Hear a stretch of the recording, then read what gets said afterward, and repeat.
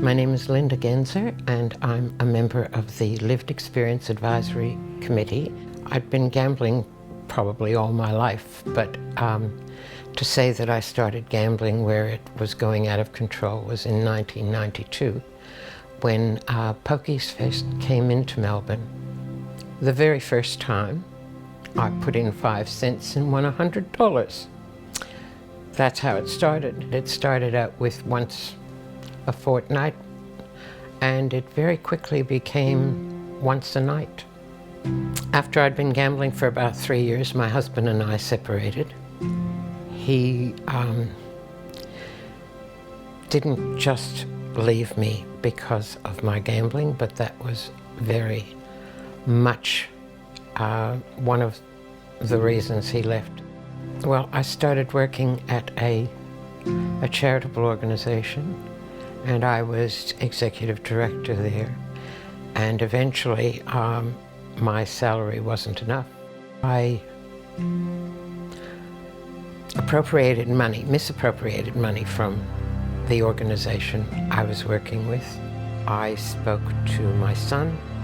I decided that it'd gone on long enough that I was going to have to tell the police and tell the organization what I had done.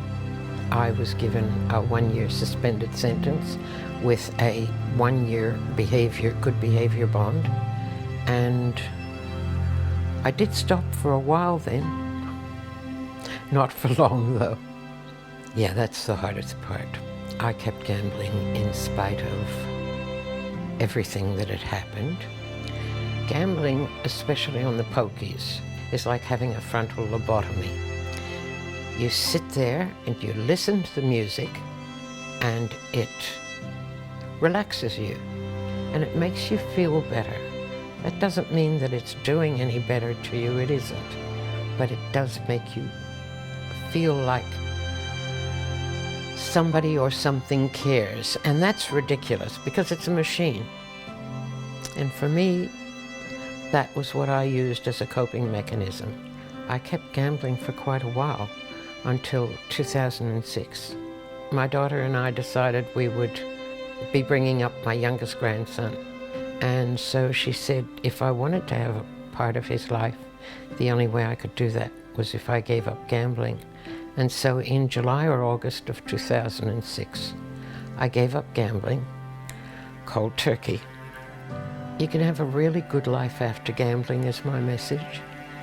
When I finally stopped, it was almost like a weight had been taken off my shoulders. I could remember something my parents used to say to me, you know, if at first you don't succeed, try again. Well, in my case, that's what happened. And now, 12.5 years later, I'm a gambler. I always will be, unfortunately, but I don't gamble anymore.